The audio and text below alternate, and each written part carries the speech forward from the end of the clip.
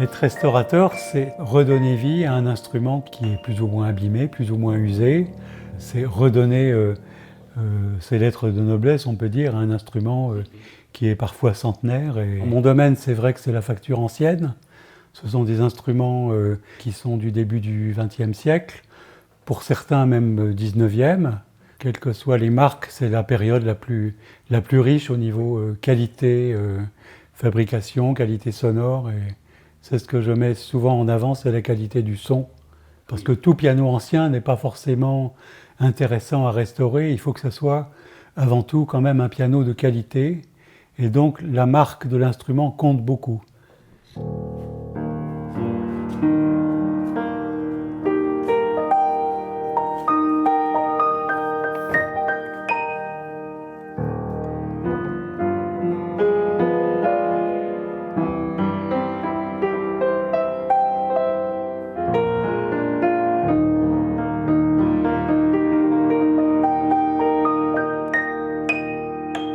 Alors, le fonctionnement d'un piano, c'est un ensemble de pièces mécaniques assez complexes. Au départ, donc, le clavier, c'est un balancier.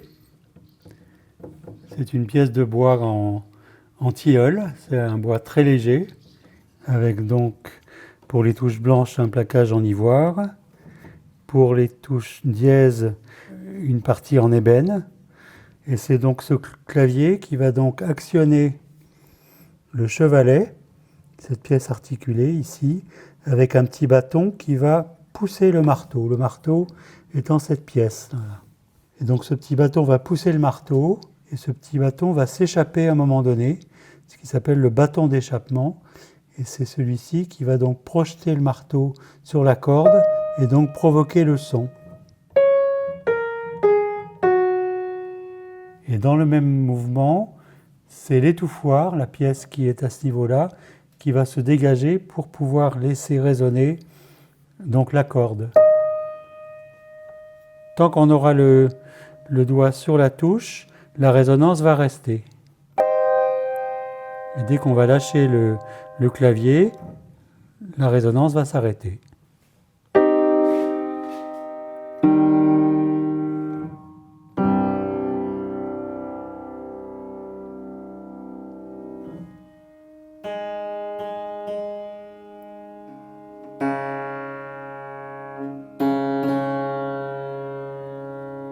Il faut savoir que dans une restauration, il y a la partie la plus importante et la plus longue qui concerne le recordage, c'est-à-dire la partie des cordes et des chevilles. Et donc les chevilles, ce sont les pièces métalliques qui servent à accorder l'instrument, donc qui sont tout en haut de l'instrument. Donc rien que la partie corde-cheville, c'est au moins 1 mois à 1 mois et demi de remise en état. Après, il y a toute la partie mécanique, où là, il y a à peu près 5000 pièces. Mais finalement, on ne démonte pas forcément tout, on démonte ce qui est nécessaire à la remise en état.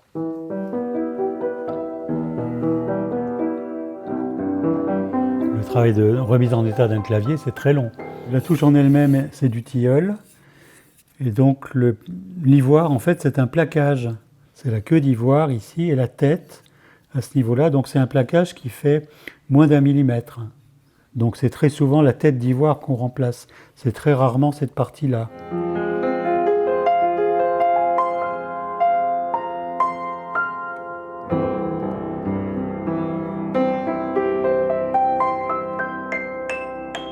Donc le travail de restauration, principalement au niveau de la mécanique, c'est un travail de regarnissage, c'est-à-dire qu'on doit regarnir donc tous les éléments.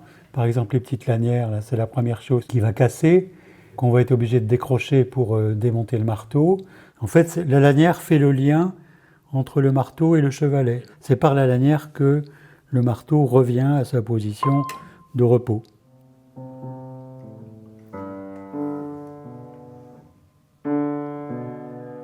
La tête de marteau, c'est un élément très important parce que c'est ça qui va donner le son.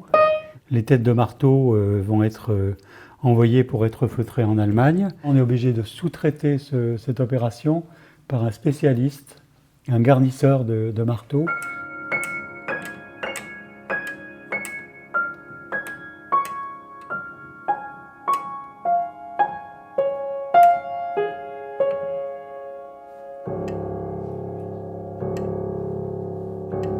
Alors ce piano est rare, c'est une grande marque française, date de 1936. Dans la partie mécanique, les mythes ont mangé les garnitures, une bonne partie des garnitures de feutre. Donc il y a des claquements qui sont très très perturbants et très très audibles.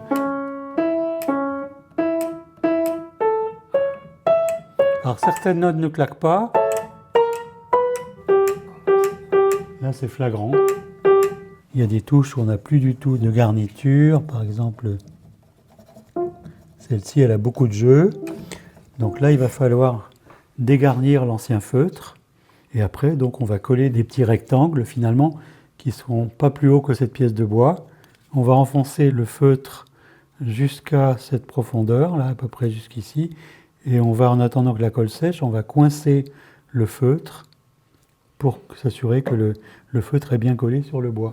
Le jeu d'étouffoir, il a subi en fait la même usure, c'est-à-dire que les mythes, elles ont mangé partiellement les feutres. Donc là, je vais démonter tous les étouffoirs. Voilà. Les étouffoirs, ils sont fixés ici. On achète des jeux d'étouffoirs complets. Donc c'est prédécoupé finalement. Par contre, il va falloir les ajuster, bien les centrer sur la base en bois pour qu'ils soient face aux cordes et qu'ils jouent leur rôle.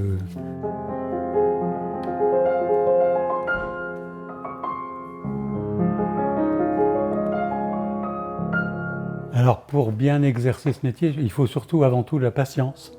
C'est un travail à la fois auditif pour ce qui est de la justesse, pour l'accord effectivement, mais c'est un travail manuel et ça fait appel à effectivement une dextérité assez précise.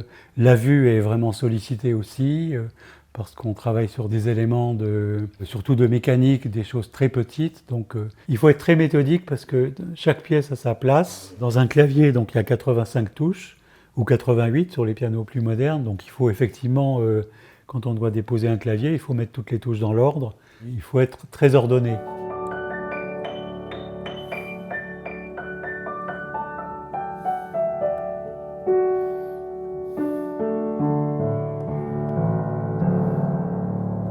Ce qui me rend surtout très heureux, c'est la découverte de l'instrument, de retrouver un instrument dans son, entre guillemets, dans son jus, d'avoir dans l'optique de le remettre en état et de retrouver sa sonorité d'origine. Ça, moi, je suis le plus heureux des accordeurs, si je puis dire.